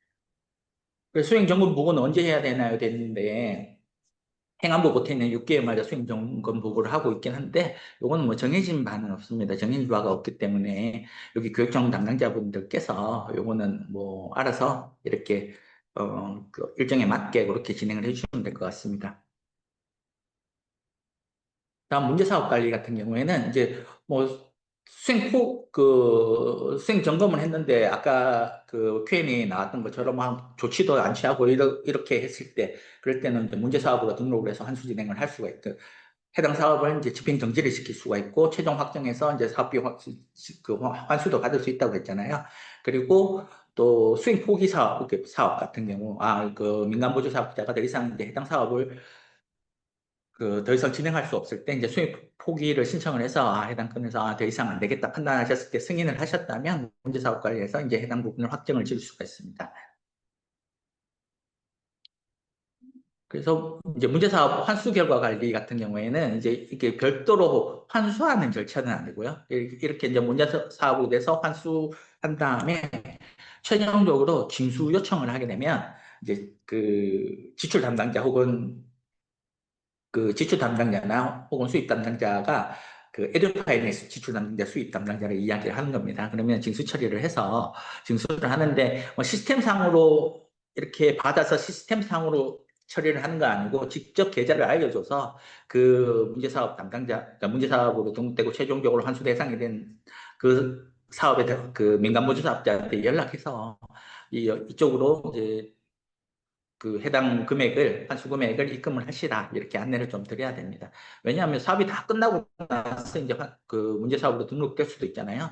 그런 경우에 만약에 사업 진행 중이면 사업 진행 중이면 그냥 정상 완료 처리를 해서 이제 그렇게 하는 방법도 있겠지만, 사업이 다 끝나고 나면 이렇게 시스템으로 처리할 수 있는 방법이 없잖아요. 그렇기 때문에 계좌를 알려주고 그쪽으로 돈을 받아서 여기서 징수 요청을 해서 이제 그 지금 내용 징수 처리 요청한 게 어떻게 진행이 되고 있는지 요거를 확인을 하실 수가 있다라고 생각해 주시면 될 것 같습니다. 그리고 수익 포기 사업 같은 경우에는 이제 수익 후기 사업 신청을 한 민간보조사업자가 신청한 건을 해당 화면에서 조회를 하실 수가 있고요. 진행 상태가 신청이라는 건 이제 신청한 상태라는 겁니다. 그래서 이 진행 상태를 클릭을 해서 요 내용을 확인을 하실 수가 있고, 이제 내용을 해서 최종적으로 확정을 해 주실 수 있습니다. 그래서 수행 포기하는 민간사업자 정산 및 그 시적 보호 절차 진행 반환 처리로 그 마무리하는 건가요? 이렇게 진행되어 있는데, 이제 수행 포기 처리 후에 사업 종료 절차하고 동일하게 정산 및 반환 절차 진행해 주면 되는데, 아까 말씀드렸다시피 수행 포기는 이제 사업 기간 내에 나면 이렇게 가능하지만 사업이 다 끝났어요. 사업이 다 끝났는데 이제 뒤에 뭐 감사를 했다거나 아니면 뭐그 수행 점검을 했다거나 이랬는데 막 좀 잘못된 게 나왔을 때, 그럴 때는 이런 이 해당 절차처럼 이렇게 진행을 못 하잖아요. 그럴 때는 아까 말씀드린 것처럼 직접 이제 계좌를 알려줘서 그쪽으로 반환을 해라라고 이야기해서 아까 반환 처리하는 것처럼, 그러니까 환수 처리하는 것처럼 징수 요청해서 그렇게 진행을 해야 된다라고 생각해 주시면 될 것 같습니다. 그리고 수행 사업이 종료된 이유, 이제 수행 사업이 종료된 이유 환수할 수 있는 방법이 있습니까? 있죠, 그죠? 그리고 전화해서 환수를 받아야 되겠죠, 당연히. 근데 시스템적으로 이제 시스템적으로 이렇게 그 반환 처리해서 뭐 집행 마감하고 이렇게 처리할 수 있는 방법은 없어요. 아까 말씀드렸다시피 사업이 종료가 되고 나면 시스템적으로 반환 처리를 다 할 수 있는 방법은 없고, 왜냐하면 이미 그 이제 사업 종료가 됐다는 건 뭐 사업비 잔액이라든가 이런 것들이 다 이미 이제 반환이 됐다는 거잖아요. 그래서 사업 종료되고 나서 문제가 생겼을 때는 뭐 시스템적으로 처리할 수 있는 방법은 없고, 이제 아까 말씀드렸다시피 민간보조사업자한테 직접 통보를 해서 그렇게 환수를 받아야 됩니다. 그리고 수행 포기 문제사업 등록까지 했는데 환수 관리에서 줘야 되지 않습니다라고 되어 있는데, 그러니까 환수 관리라는 거는 아까 말씀드렸다시피 사업이 종료된 경우이기 때문에 수학 사업의 상태가 사업 종료인 경우에 이제 환수 처리 대상이 되는 거거든요. 그래서 사업 종료가 안 됐, 사업 종료 버튼이 클릭을 해서 사업 종료가 되지 않은 상태라면 여기 뭐 환수 관리에서 조회가 안 돼요. 그렇기 때문에 수행 사업 그 정보 관리에서 해당 건 조회하셔가 요약 탭에 들어가셔서 사업 종료 버튼을 반드시 클릭을 해주셔야 이제 사업 종료가 된다라고 생각해 주시면 됩니다. 그리고 강제 이행 환수 기능은 관제 이행 환수 기능은 없겠죠, 그죠? 왜냐하면 이제 그 자부담 계좌라든가 강제 이행 환수라는 거는 남의 계좌에 있는 돈을 뺏어온다는 거잖아요. 그럴 수는 없잖아요, 그죠? 남의 계좌 걸 강제로 이제 환수를 해올 수 있는 방법은 없다라고 생각을 해주시면 될 것 같습니다. 그리고 다음은 이제 사업 변경 신청입니다. 말 그대로 이제 사업 변경 신청하는 부분이고요. 잠시만요. 그리고 사업 변경 신청하는 부분이고요. 사업 변경 신청할 이제 그 민간모종 사업자가 사업 변경 신청한 부분들을 여기 접수 및 검토 화면에서 내용 그 확인을 하신 다음에 승인을 진행을 해주시면 됩니다. 그리고 교육적 예산이 증액되어 사업비 증액되는 경우에도 사업비 변경 신청을 통해서 사업비 증액을 시킬 수가 있다라고 생각을 해주시면 됩니다.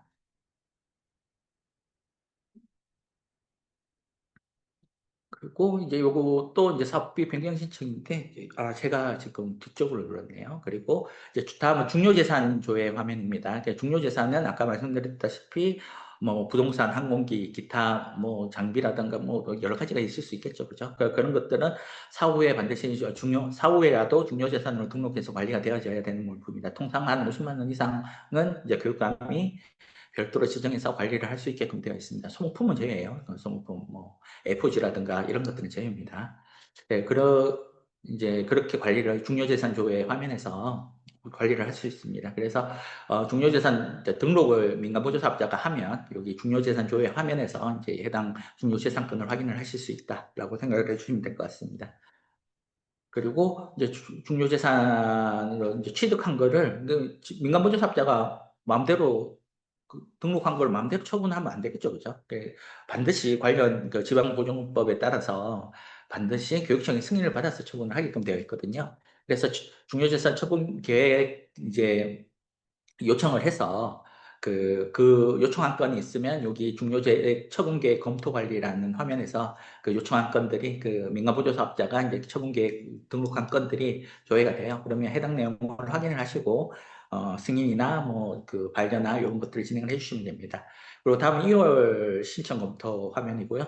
이것도 마찬가지로 당연히 신청은 민간보조 사업자가 하겠죠. 그래, 민간보조 사업자가 이제 2월 신청을 했을 때 해당 건이 2월 해야 되는 건인지 판단을 해보시고 2월 신청을 해야 되는 건이라면 해당 화면에서 2월 승인을 해주시면 됩니다.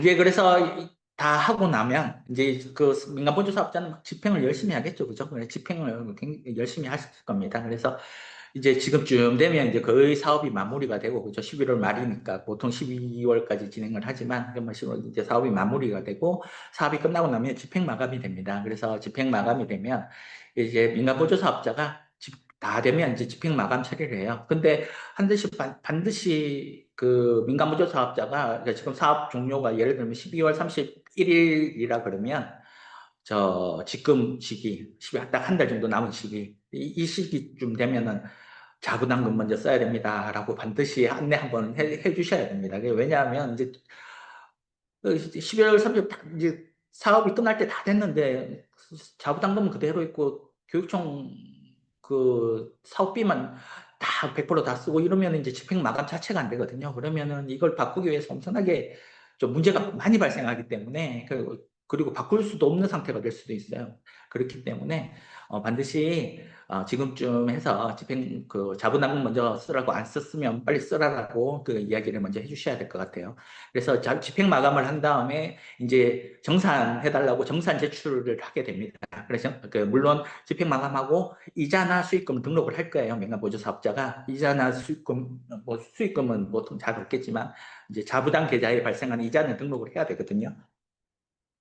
등록을 하게 되면 이제 등록하고 나서 이제 정산 제출을 하게 되면 여기 계시는 우리 교육청 선생님들께서 그 내역들을 이제 하나하나 집행 내역들 하나 다 들여다봐야 되겠죠, 그죠? 그래 들여다보신 다음에 문제가 없으면 검토 완료해서 정산 마감 처리를 하면 되지만 문제가 있을 때는 이제 보완 요청을 해서 집행 내역을 보완을 시켜야 됩니다. 그래서 보완 결과에 따라서 불인정 금액이 얼마가 될지 아니면 불인정 전체 금액을 다 불인정을 할 것인지 아니면 일부 금액만 불인정할 것인지 이런 부분들을 판단을 하셔서 최종적으로 이제 정산 마감을 진행을 해주시면 됩니다. 그리고 정산 마감하고 그리고 사업이 종료가 되고 나서 이제 그 2개월 이내에 반드시 실적 보고서를 작성하고 제출을 해야 되잖아요.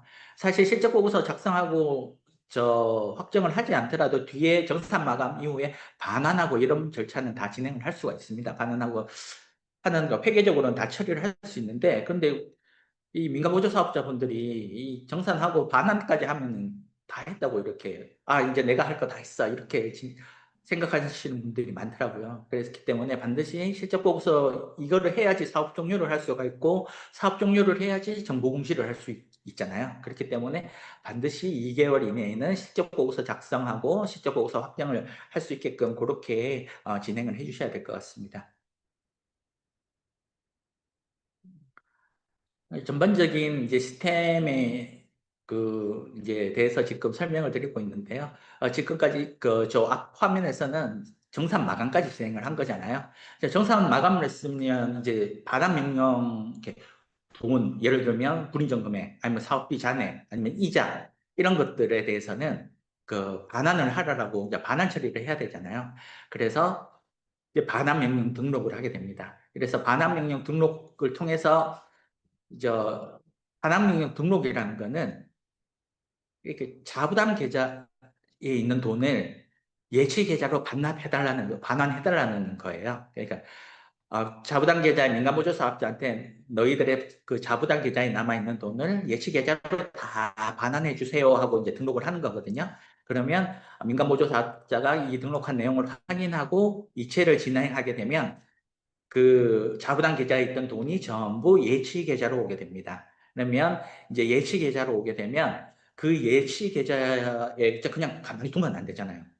그 예치 계좌에 있는 돈을 다시 원래 사업비를 실제 처음 사업비로 교부했던 그 지출 계좌 그 원래 금고 계좌로 다시 반납을 해줘야 되잖아요. 그죠? 예치 계좌에 있는 돈을 다시 금고 계좌로 반환을 해야 되기 때문에 반환 징수 요청 화면에서 반환 징수 요청을 하게 됩니다. 그래서 뭐 지출 반납 요청을 하든 징수 요청을 하든 그 지출을 요청을 하게 되면 지출 반납 요청을 하게 되면 이제 지출 담당자가 지출 반납 건에 대해서 이제 해당 건을 이렇게 반납 결의를 해가지고 최종적으로 반납 고지서 발행한 다음에 뭐 보통 요 부분은 그 이제 고지서를 그 총괄 담당자한테 드리면 이제 총괄 담당자분이 이렇게 은행 내방에서 이렇게 실행을 하시더라고요. 근데 또 기관마다 교육청마다 다 이제 다를 수가 있기 때문에 이거를 어떻게 진행을 하시는지 제가 잘 모르겠는데 아무튼 그 지출 담당자가 반납 고지서까지 반납 결의하고 반납 고지서까지 발행을 합니다. 그러면 그 고지서를 받으신 분이 이제 담당자가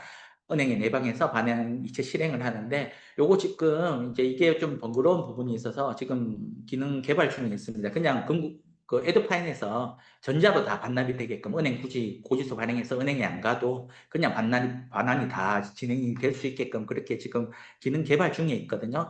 이게 뭐 얼마나 오래 언제까지 된다 이렇게 드릴 수 있는 건 아니지만 뭐 내년쯤 되면 아마 이게 그렇게 될 것 같아요. 그래서 그렇게 지금 기능 개선 중에 있다라고 생각을 해주시면 될 것 같습니다. 그리고 징수를 하게 되면 이제 징수는 징수하는 개념인데 이자 같은 경우는 지출 총괄 담당자가 뭐 자부담 계좌이자든 아니면 예치 계좌이자든 별도로 처리를 해요. 이자는.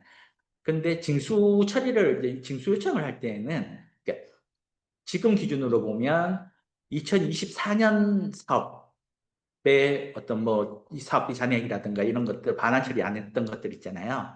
그런 것들을 처리를 할 때 이제 징수 처리 요청을 해야 되거든요. 왜냐하면 교통회계 재무회계 규칙에 보면 당해 연도에 지출한 건은 반드시 당해 연도에 반납 처리를 해야 돼요. 근데 2024년 건이면 2024년에 사업비를 교부를 했기 때문에 그 사업비 교부한 건에 대해서 다시 반납을 하기 위해서는 2024년에 처리를 했어야 돼요. 그런데 그거를 진행을 못하고 2025년에 처리를 한다 그러면 2020 뭐, 지출 반납 처리를 하지 못하고 징수관한테 징수 처리, 그러니까 별도의 수입으로 잡아야 되거든요. 그렇기 때문에 징수 요청을 합니다. 그래서 징수 요청을 할 때는 그러니까 이제 회계연도 지난 건들에 대해서, 그 처리를 할 때 예치 계좌에 있는 돈을, 금고 계좌로 이제 다시 반환을 할 때에는 이제 징수 요청을 한다. 그렇게 생각을 해주시면 됩니다. 그래서 징수 요청하게 되면 그 수입 담당자가 해당 건 내용을 확인하고 징수 결의한 다음에 징수 고지서 발행을 해서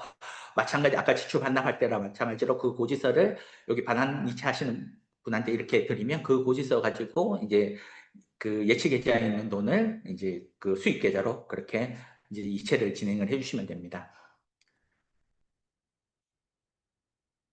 이게 제가 이제 업무 흐름도에서 제가 이제 정산 쪽이다 보니까 정산 및 실적이다 보니까 좀 자세하게 설명을 드렸고요. 이제 그 업무 흐름도의 각각에 대해서 이렇게 설명을 드리겠습니다. 먼저 정산 검토 대상 조회 화면에서 요 화면은 민간 보조 사업자가 집행 마감하고 이자 등록하고 난 다음에 정산 제출까지 진행을 했을 때 그때 이제 정산 검토 대상 조회에서 해당 건이 이렇게 조회가 됩니다. 이렇게 해당 건이 조회가 되면 진행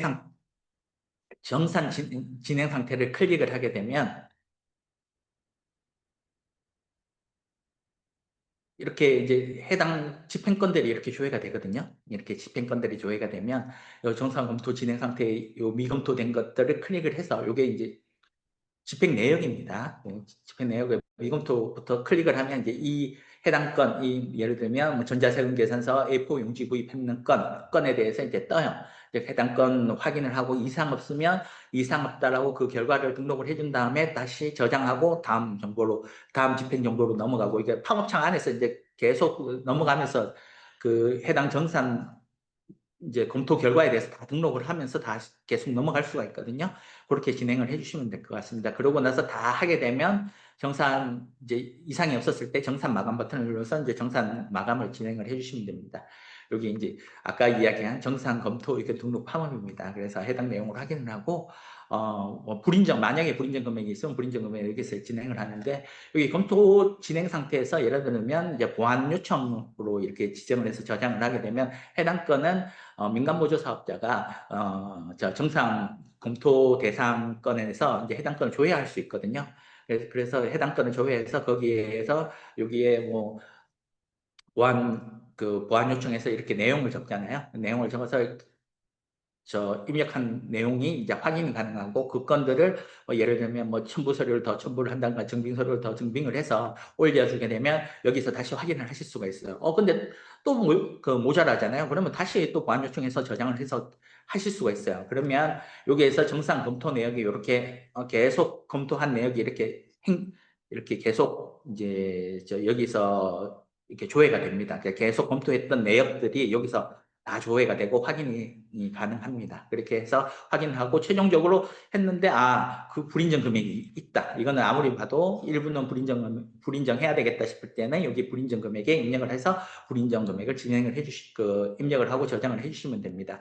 그리고 이제 민간보조 사업자가 집행 등록을 할 때 중요재산 정보라든가 계약 정보에 등록한 건을 연계해서 집행 등록해서 집행 처리를 할 수가 있거든요. 그런 건들에 대해서는 여기 계약 정보 조회 버튼을 눌러다든가 중요재산 정보 조회 버튼을 눌러서 그런 건들을 연계해서 이제 집행 등록이 되고 집행이 이루어진 건들은 이렇게 확인을 하실 수가 있습니다. 그렇다고 생각을 해주시면 되고요. 여기서 이제 다 진행이 됐으면 여기서 이제 다음 집행정보 보기 버튼을 눌러서 이제 다음 집행정보 이렇게 순서대로 이렇게 이제 다음 집행정보까지 이렇게 가게 되거든요. 그래서 그렇게 다음 집행정보도 마찬가지로 정상부터 의견 입력하시고 저장 버튼을 눌러서 그렇게 진행을 해주시면 됩니다.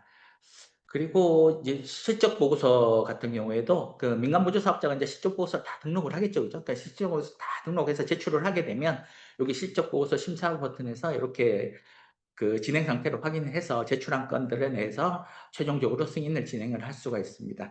근데 여기 제가 지금 여기 교육 자료를 만들면서 여기 정산 결과 조회 목록이 있거든요. 그러니까 정산 결과를 확인할 수 있는 해당 그 사업들에 대해서 정산 결과를 다 확인할 수 있는 목록이 있는데, 이제 거기서는 이제 전체적으로 이렇게 정산이 됐다. 뭐 불인정 금액은 얼마고, 그 자부담 이자는 얼마고, 뭐 집행 잔액은 얼마고, 이런 건 전반, 집행액은 얼마고, 뭐, 이런 것들을 전반적으로 확인할 수 있는 메뉴가 있거든요.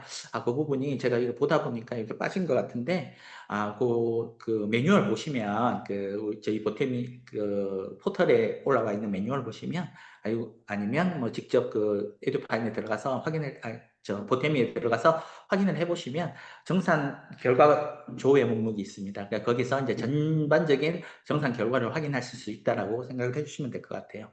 그리고 이제 실적보고서 심사를 하고 해당 건에 대해서 승인을 해주실 수가 있습니다.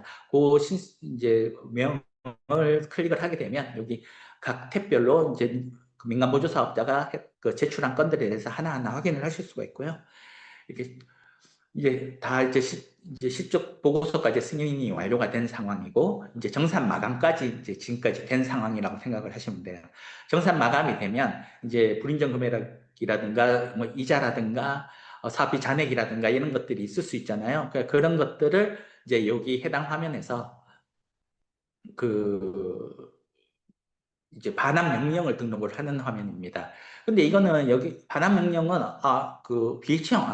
반환 명령 관리는 자부담 계좌에 있는 돈을 예치 계좌로 돈을 반환을 시키는 거기 때문에 그러면 비예치형 사업만 해당되고 예치형 사업은 해당이 안 되나? 이렇게 생각을 하실 수가 있는데 아닙니다. 예치형 사업도 자부담 계좌 만들잖아요. 그죠? 자, 자부담 계좌가 있고, 그리고 이제 통상 그 자부담 계좌를 뭐 원천징수와 관련된 원천징수 계좌로 쓴다든가 아니면 카드 결제 계좌로 쓴다든가 그러면은 그 해당 자부담 계좌에 예치 계좌에 있던 돈이 들어가서 계속 돈이 사업비가 이렇게 쌓여 있을 경우가 있거든요. 이체된 상태에서 거기에 이제 그 자부담 계좌에 계속 있을 수가 있기 때문에 그러면 그 돈에 대한 이자가 생길 수도 있고 그렇잖아요. 그렇기 때문에 예치형 사업, 비예치형 사업 상관없이 무조건 반환 명령 등록을 해주셔야 됩니다. 그러니까 영원인 경우는 없을 거예요. 왜냐하면 이자가 조금이라도 있을 겁니다. 아마. 그래, 이자가 조금이라도 있을 거기 때문에 그 자부담 계좌에 발생한 이자가 조금이라도 있을 거기 때문에 예치형, 비예치형 상관없이 반환 명령 등록해서 자부담 계좌에 있는 돈을 완전히 비워주셔야 된다. 이렇게 생각하시면 됩니다. 그래서 여기 해당 반환 명령 관리에서 그 반환 등록 버튼을 지금 이제 해당 진행 상태에서 반환 등록 버튼을 클릭을 해서 여기 진행 상태 항목을 클릭을 해서 이제 반환 등록을 해주게 됩니다. 반환 명령 등록을 해주면, 요게 이제 정산 마감이 이미 정산이 끝났잖아요. 그죠? 정산을 했으면 불인정 금액이 얼마고, 자부담 계좌 이자가 얼마고, 사업비 잔액이 얼마고, 이렇게 나와 있을 거잖아요. 그러면 이제 반환 이체 요청 버튼을 눌러서 민간 보조 사업자한테 자부담 계좌에 있는 돈을 다 예치 계좌로 반환해 주세요 하고 이제 요청을 하는 겁니다. 근데 여기서 주의하셔야 될 점은 이제 여기서 예치형과 비예치형이 다른 점이 있는데, 예치형 사업 같은 경우에는 여기서 반환 세부 내역이잖아요. 여기 반환 세부 내역에서 불인정 금액이 있고 자부담 계좌 이자가 있는데, 예치형 사업은 사업비 잔액이 어디에 있나요? 예치 계좌에 있겠죠. 그죠? 왜냐하면 사업비 교부를 예치 계좌로 하기 때문에 돈 쓰고 남은 돈도 사업비 잔액도 당연히 예치 계좌에 있겠죠. 그죠? 근데 이 반환 명령 관리에서 등록하는 이 절차 자체는 자부담 계좌에 있는 돈을 예치 계좌로 가져오는 거기 때문에, 사업비 잔액은 이미 예치형 사업 같은 경우에는 예치 계좌에 있기 때문에 여기에 사업비 잔액이 이제 조회 안 됩니다. 사업비 잔액은 그 조회가 안 되고 불인정 금액이라든가 자부담 계좌이자만 이렇게 조회가 됩니다. 근데 비예치형 사업 같은 경우에는 사업비 교부를 자부담 계좌로 하죠. 그럼 사업비 잔액이 자부담 계좌에 남아 있겠죠, 그죠? 그렇기 때문에 비예치형 사업 같은 경우에는 여기 반환 세부 내역에 불인정 금액, 뭐 자부담 계좌, 그리고 사업비 잔액이 남았을 시에는 사업비 잔액도 여기에 이렇게 표시가 됩니다. 그래서 예치형 사업은 사업비 잔액이 반환 세부 내역에 조회가 안 되고, 비예치형 사업 같은 경우에는 잔액이 남았을 시 여기 반환 세부 내역에 그 사업비 잔액이 조회가 된다라고 생각을 해주시면 될 것 같습니다. 그래서 반환 이체 요청을 하면 민간 보조 사업자가 해당 건을 확인을 하고 반환 이체 처리를 해서 자부담 계좌에 있는 돈을 싹 예치 계좌로 다 반환을 진행을 하게 됩니다.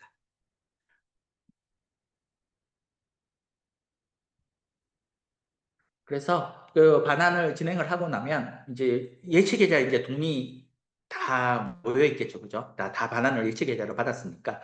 그러면 이 예치 계좌에 있는 돈을 원래 있던 금고 계좌로 다시 반환을 해줘야 되잖아요. 그래서 원래 계좌로 다시 반환해주는 절차를 진행을 하는 게 여기 반환 징수 요청 관리라고 생각을 해주시면 되고요. 자부담 계좌 이자나 아니면 예치 계좌 이자는 전부 다 이렇게 옆에 진행 상태에 별도 반환 처리라고 되어 있을 거예요. 그거는 이제 자부담 계좌 이자든 예치 계좌 이자든 별도로 보조사업 총괄 담당자분이 보통 진행을 하시는데, 보조사업 담당자가 그냥 별도로 다 일괄적으로 이제 이자 수입 처리를 하고 그렇게 진행을 하시거든요. 그렇기 때문에 요거는 뭐 사업비 이자 부분은 신경을 안 쓰셔도 되고, 여기 사업비 잔액하고 불인정 금액 아니면 이런 부분들은 이제 해당 건 선택하신 다음에 반환징수 부분을 지출 반납으로 선택을 하신 다음에 최종적으로 반환 요청, 즉 반환 징수 요청을 진행을 해주시면 사업 담당자가 하는 거는 이제 그 마지막 한 단계 빼고는 다 끝나는 겁니다. 그래서 반환 징수 처리까지 다 완료가 되고 나면, 그러면 이제 사업 종료 버튼을 클릭을 하셔서 여기 반환 징수 상태를 확인할 수 있잖아요. 그래서 반납 완료 상태가 되고 최종적으로 에듀 파일에서 다 처리가 되고 나면 이제 그 수행사업 정보에 들어가셔서 그 요약 정보에서 들어가시면 해당 탭에서 이제 사업 종료 버튼이 이렇게 딱 떠 있을 겁니다. 그러면 사업 종료 버튼을 클릭을 해주시면 이제 최종적으로 그 사업이 종료가 됩니다. 그 사업 종료 버튼을 반드시 눌러주셔야 정보 공시 대상으로 이렇게 선정을 할 수가 있거든요. 그래서 모든 절차가 끝나게 되면 사업 종료 버튼을 반드시 눌러주셔야 된다라고 생각을 해주시면 될 것 같습니다. 그 정산이 끝난 후 사업비 잔액 반납은 반드시 교청 보태미 시스템을 이용해야 되냐, 아니면 그냥 별도로 사업 종료가 돼서 아까 반환 처리하는 부분 있잖아요. 반환이 아니라 환수 처리하는 거. 그 사업 종료 끝나고 나서 환수 처리할 때는 시스템을 이용할 수 없으니까 별도로 처리를 하지만, 그 이외에는 반드시 보탬이 시스템을 통해서 반납 처리를 해야 됩니다.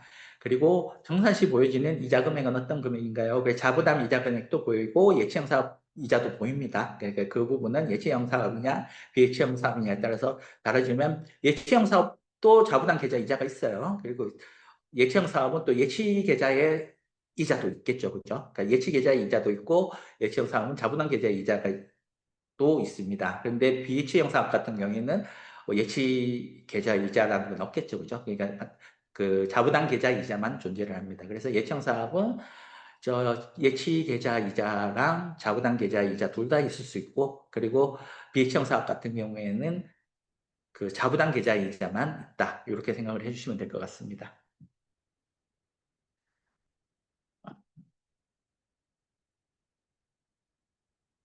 집행잔액과 이자가 발생했는데 반환 명령 등록까지 했는데 반환 세부 내역에 집행잔액이 안 보인다.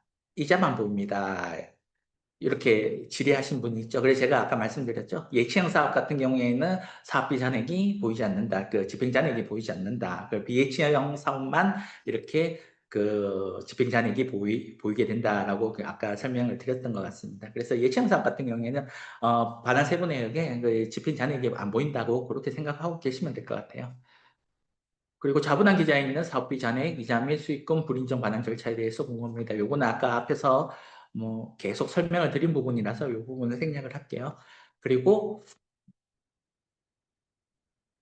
이제 사업 연도 내에 사업이 종료되면 남은 잔액에 대해서 반환 처리는 어떻게 됩니까? 라고 되어 있는데 사업 연도 내에 사업이 종료되면 이것도 똑같이 그 집행 마감하고 정산 처리를 해서 반환 처리하고 징수 요청해서 이렇게 정상적으로 처리를 해주시면 됩니다. 그리고 예치계좌 이자를 반납해야 하는데 교육청 보탬에서 어떤 작업을 해야 하나요? 그 예치계좌 이자 같은 경우에는 반환 징수 요청해서 그 총괄 별도 반환 관리라고 이렇게 표시가 되어 있다고 했잖아요. 그래서 자부담 이자든 자부담 계좌 이자든 예치계좌 이자든 둘 다 이제 총괄 담당자가 그거는 별도로 진행을 한다라고 생각을 해주시면 될 것 같습니다. 그래서 이제 다 반환 절차까지 다 끝나고 나면 수행사업 정보 관리에서 이 요약 정보 탭에서 그 이전에 수행사업 정보 쪽에서는 이게 저장 버튼이었죠. 근데 저장 버튼이 이제 사업 종료 버튼으로 바뀌게 됩니다. 그래서 사업 종료 버튼을 바뀌게 되면 사업 종료 버튼을 누르게 되면 사업 종료 취소 버튼으로 다시 바뀌어요. 그래서 사업 종료했는데 뭔가 수령해야 될 게 있다 그럴 때는 사업 종료 취소를 해주시면 되고, 그래서 최종적으로 완료되면 사업 종료 버튼을 눌러주시게 되면 해당 건이 만약에 교부금 500만 원 이상의 사업일 경우에는 이제 정보 공시 대상이 된다라고 생각을 하시면 될 것 같습니다.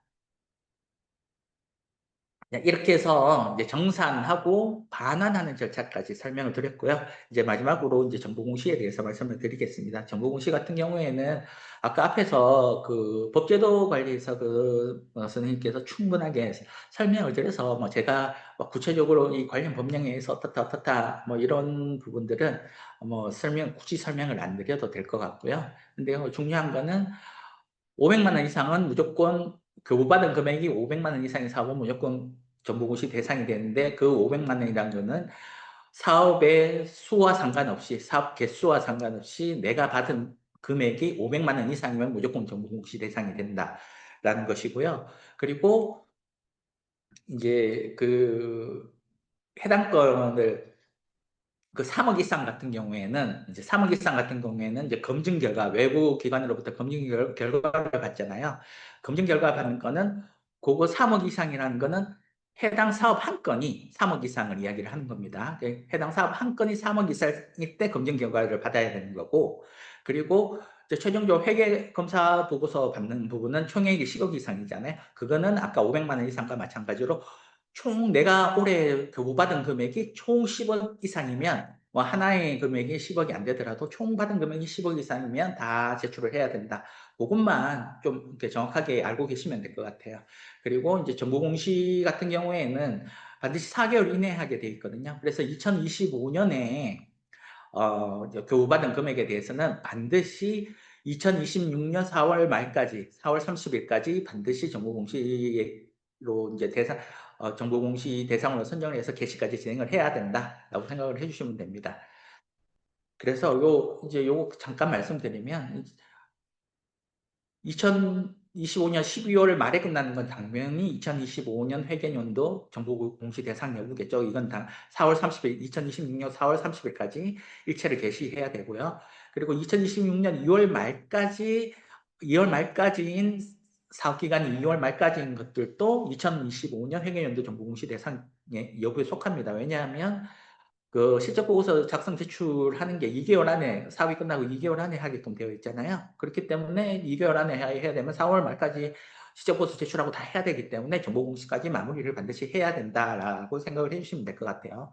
그래서 2월 말까지는 무조건 해야 되고 사업 종료 기간이 3월까지다. 그러면 2026년 3월까지다. 그러면 4월 말까지 정산보고서하고 실적 보고서하고 다 제출할 수 있는 사업들은 2025년도 회계연구 정보 공식 대상으로 선정을 해서 정보 공시 해도 되고요. 근데 안 되는 것들은 다음에 2026년 그 회계연도의 정보 공시 대상으로 선정을 해서 진행을 해도 가능하다라고 생각을 하시면 됩니다. 그리고 2026년 4월에 끝나는 것은 무조건 2026년 회계연도 정보공시 대상으로 등록해야 된다라고 생각을 해주시면 됩니다. 그래서 아까 이 부분 말씀드렸는데 공통인 부분 500만 원 이상은 다 공통이잖아요. 그렇죠? 그리고 3억 원 이상은 한 건이 3억 원 이상입니다. 사업 한 건이 3억 원 이상일 때는 외부 검증 서류가 필요한 거고 내가 받은 사업이 총 사업이 10억 이상이면 이제 외부 회계 감사 보고서랑 재무제표 결산서를 제출을 해야 된다. 이렇게 생각을 해주시면 될 것 같아요. 그래서 사실 그 정보 공시 절차를 진행하는 건 크게 어렵지 않습니다. 그 대상 선정을 하게 되면 하고 이제 SNS 정보 공시 대상으로 선정하고 SNS 발송하면 민간 보조 사업자가 이제 그 등록을 하거든요. 해당 건들을 다 끌어와서 실적 보고서 그 기존에 정산할 때 작성한 건들이라든가 실적 보고서 작성할 때 작성했던 건이라든가 이런 것들 정보들을 다 끌어와서 이제 정보공시 등록을 하게 되는데 하고 제출을 하게 되면 해당 건을 이제 접수를 해서 승인을 하고 게시를 하게 되면 이제 마무리가 되는 겁니다. 그래서 이제 요거 업무 시스템 초기 접속 화면에 딱 들어가 보시면 이제 내년 1월 1일이 되면 이렇게 이제 접속 화면에서 사업 종료가 가능한 정보센터 수행 사업이 한 건 있습니다. 이렇게 이제 4월 30일까지 한정적으로 이렇게 파무창이 뜰 거예요. 그러면 해당 내용을 확인하고 정보공시 대상으로 선정을 해서 등록하고 제출하고 게시하는 작업을 진행을 해주셔야 됩니다. 먼저 정보공시 대상 관리에서 해당 내용 건들을 이제 그 확인을 해서 해당 건들을 선택을 해서 대상 선정을 진행을 해주시면 됩니다. 그리고 제출 서류 안내 버튼을 눌러서 이렇게 확인을 해주시면 되는데 여기에서 이제 그 중요한 게 여기서 이제 대상 선정하고 SNS 발송을 진행을 해주실 수가 그리고 SNS 발송은 이제 그 대상 선정하면 SNS가 발송이 되는데 또 이게 계속 등록을 안 하고 있다 민간 보조 사업자 그럴 때는 다시 발송을 할 수가 있긴 한데요. 이거는 가능하면 사용을 자제해 주시면 좋을 것 같아요. 왜냐하면 이게 또 이런적으로 계속 이렇게 발행을 하면 이런 부분들이 다 비용이고 이런 부분들이 있어서 그런 부분들은 좀 이렇게 배제를 해주시고 정말 안 할 때는 연락을 통해서라든가 이렇게 진행을 해주시면 됩니다.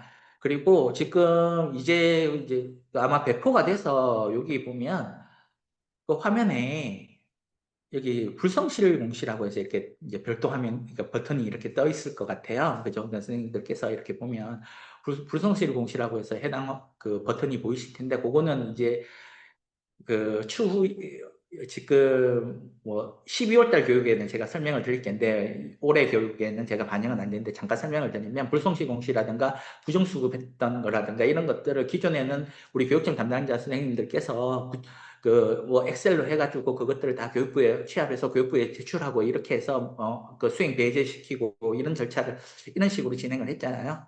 이제 그런 부분들을 다 이제 다시 보탬에서 다 가능하게끔 그렇게 처리를 하기 위해서 부정수급 관리라는 이제 메뉴로 별도로 이제 지금 그 기능 개선이 되어서 기능이 개발이 되어 있기 때문에 해당 메뉴에 들어가 보시면 부정수급 검토 관리에서 해당 내용들을 확인할 수가 있어요. 그래서 해당 내용들을 등록을 해서 최종적으로 그 총괄 사업자가 승인을 하고 그 교육부로 제출까지 진행을 할 수 있게끔 그렇게 지금 기능이 만들어져 있거든요. 그것들은 이제 한번 확인을 해보시고 추후에 안내가 나가거나 그렇게 될 것 같습니다. 그렇게 그런 부분들을 확인해 주시고 불성실 공시권 같은 경우에는 이제 해당 화면에서 불성실 공시 관리라고 해서 그 버튼을 클릭을 해주시면 이제 불성실 공시권으로 이렇게 등록을 시킬 수 있어요. 그러면 그렇게 등록이 된 건들은 부정수급 관리 이제 새로 기능 개선된 그쪽에서 부정수급 검토 관리 화면에서 그 불성실 등록된 건들에 대해서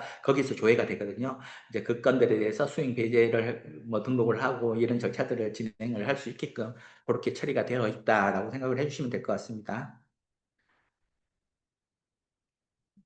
그- 이제 대상 선적을 한 다음에 이제 제출 현황 관리로 들어가 보시면 여기 이제 제출 현황 관리에서 이제 제출 내용을 확인하실 수가 있고요. 그래서 수행 사항명을 클릭을 해보시면 이렇게 제출한 건들이 그 민간보조 사업자가 제출한 건들이 이렇게 조회가 되잖아요. 이렇게 해서 이제 최종적으로 승인 반려 탭으로 들어가시면 다 확인을 하신 다음에 이상이 없으면 이제 승인을 눌러서 승인 처리를 진행을 해주시면 됩니다.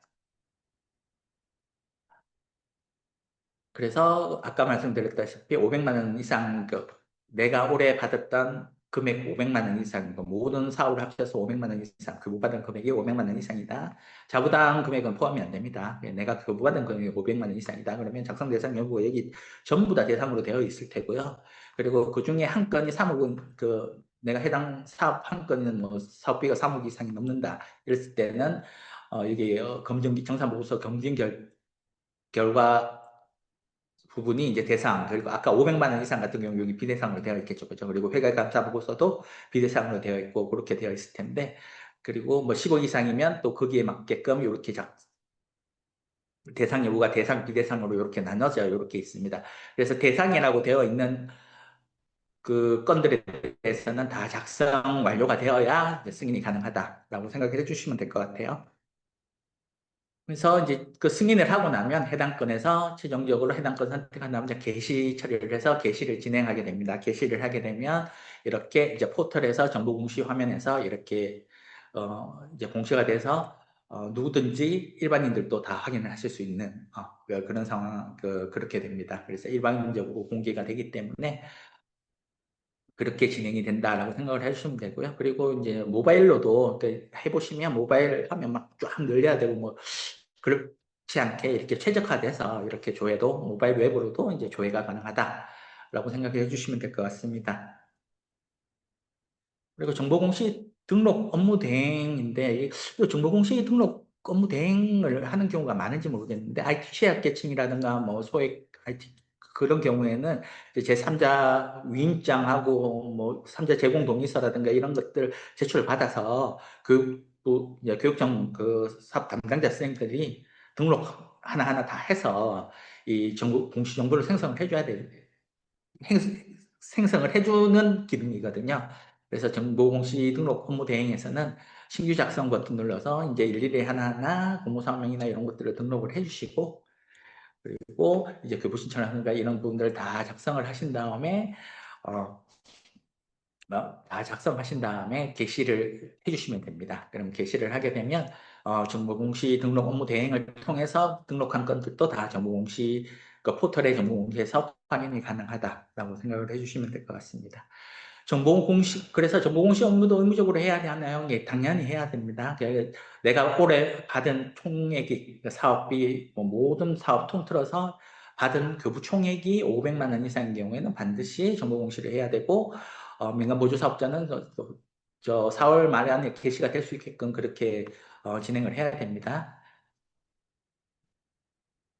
그리고 사업 진행이 모두 종료됐는데 대상 선정 메뉴에서 해당 사업이 조회되지 않는다라고 이제 이야기하시는 분들이 있는데 그런 경우에는 이제 첫 번째 아까 수행사업 정보 관리에서 사업 종료 버튼을 클릭을 안 했다거나 아니면 총액이 이제 교부받은 총액이 나 그 사업비 400만 원 자부담금 100만 원에서 500만 원인데 500만 원 교부 조회가 안 돼요. 이러시는 분도 있거든요. 근데 자부담금은 포함이 안 된다고 했잖아요. 그렇죠? 그래서 그 자부담금은 포함이 안 되고 그 사업비 총액, 그 사업비 그리고 민간보조 사업자 입장에서는 그 부받은 사업비 총액이 500만 원 이상이어야 된다라고 생각을 해주시면 될 것 같습니다.